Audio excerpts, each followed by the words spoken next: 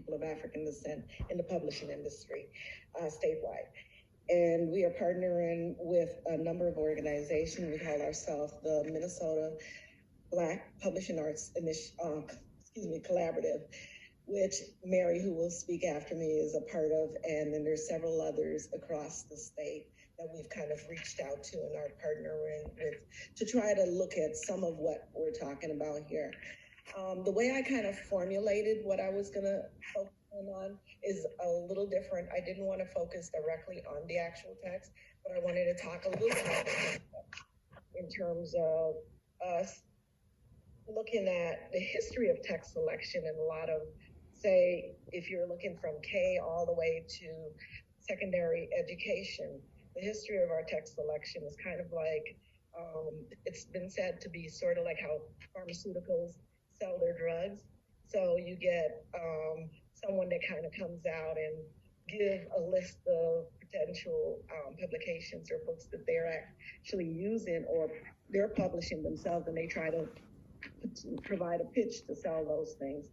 And what we found was that in this industry, marginalized communities are not often included in the texts that are centralized as, the context builder to teach the students about every area, including English, literacy, all those different areas. And so we have a generation or several generations of students that have been taught using narratives that are not very diverse and not very authentic in terms of what they teach.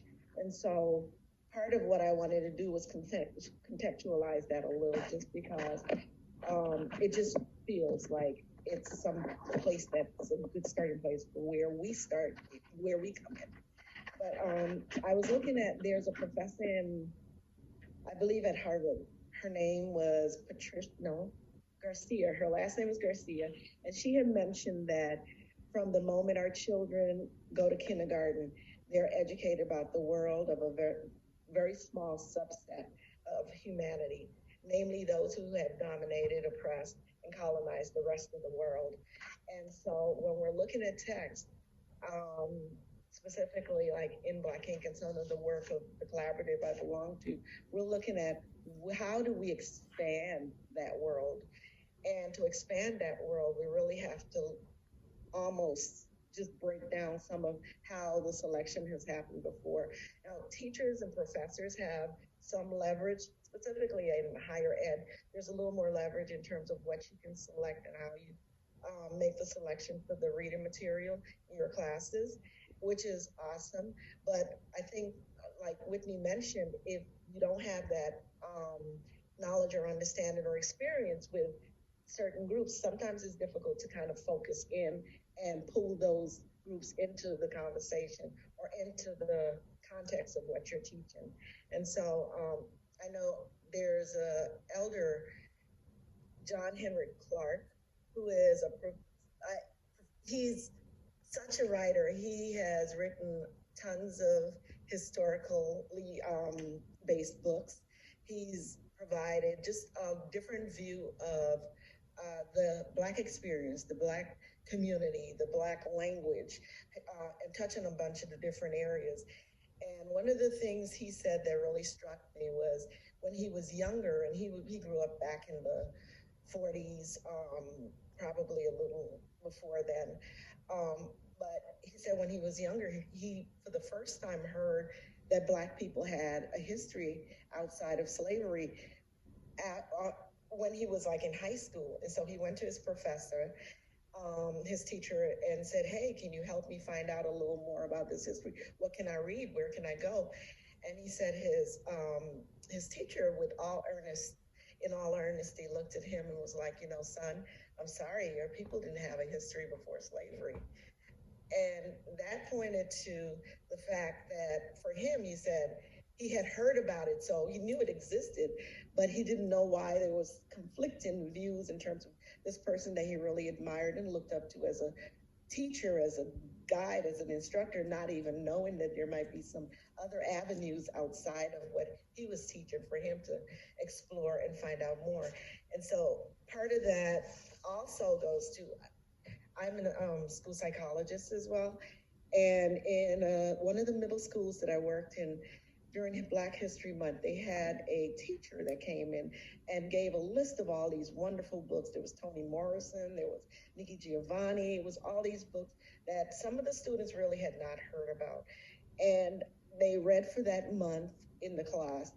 I ran into the student and the teacher in the hallway talking, where the student was like, so what book are we going to read next week? And the teacher said, well, Black History Month is over.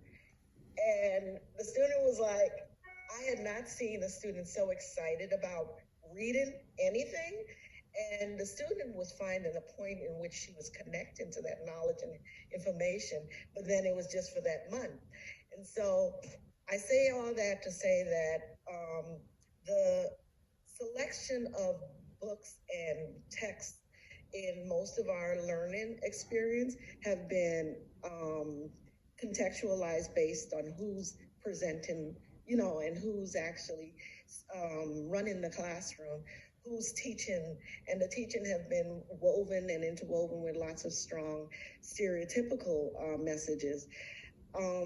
My husband is also from a small publishing press, Taris Publishing, and years ago when we started, our children would go with us on a lot of the book sales and things that we did, and so they actually had put together a children's books list that I thought was absolutely amazing. It's about 36 pages, and what they did was they went through the internet, they went through their book collection and listed off all the books that are must read for children of African descent and other children that want to know about the experiences of children of African descent. We have similar book lists that exist that actually look at say the top 10 books to read about the historical experiences of people of African descent, the top 10 books to read that actually weaves in the literacy and just some of the real powerful authors like Toni Morrison or Nikki Giovanni and those others.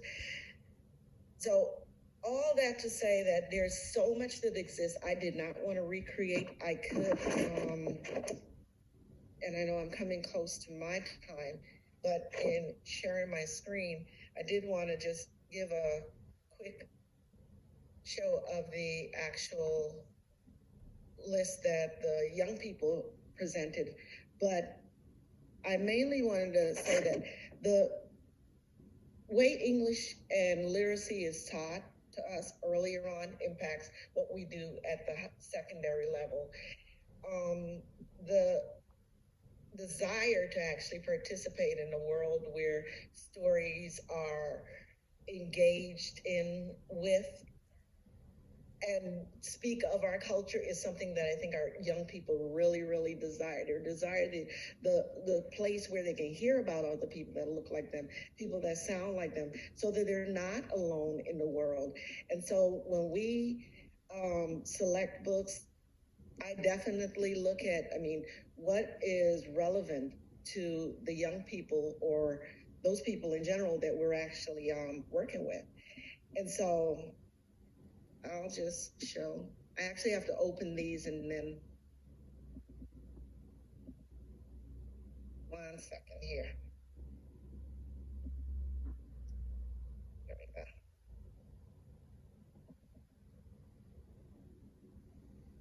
Can you see my screen?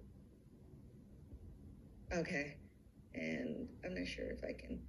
Now, when they were, I think 10 and 14, my children put together their own virtual bookstore.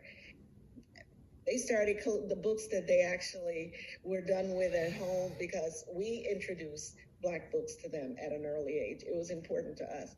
And so the books that they were done with, they started reselling the lightly used books. They had their friends kind of get together with them sometimes and would help when they were doing this at places like Selby Day, Jazz Festival, or some of the other local events.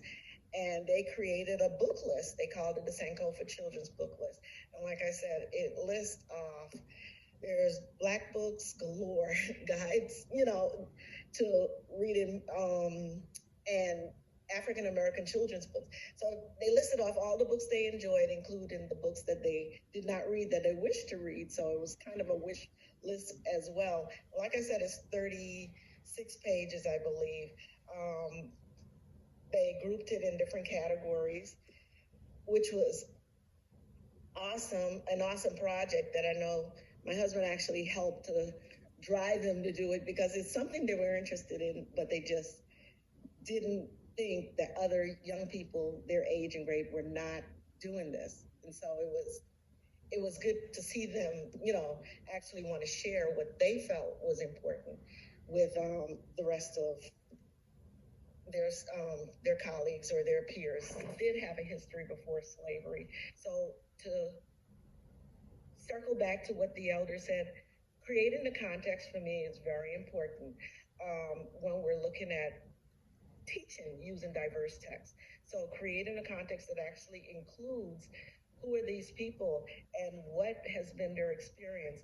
So that's why I was so moved by what Nikki and I think Merrill mentioned in the last session, where both of them alluded to the fact that partnering with communities, they have been really actively seeking for their students to decentralize themselves as experts in these communities and actually step back and really listen and participate with the students in terms of or with the community in terms of what their teachings are, because they're actually the learners. And one last piece, in my doctoral program about 27 years ago now, my last class in one of my departments was after listening to a professor that I really, really enjoy reading information from. I grew up in New York and moved here primarily because of that particular professor. And he got in front of the class, and the stereotypes and the misunderstandings that he had acquired from his education around the groups of people he was researching was just so troubling. I couldn't even sit in the class. It was insultive, and it was not informative to someone who knew the people, and his advice and his expertise about these people that he had no knowledge except through a research setting was just troubling. And so I really encourage us to really, follow Merrill and Nikki's suggestion around that decentralizing of our interactions when we're looking at other texts from people. I learn from everyone, Native American, Asian American, everyone, and I learn their stories from them, not from someone else who's telling their stories. So, thank you.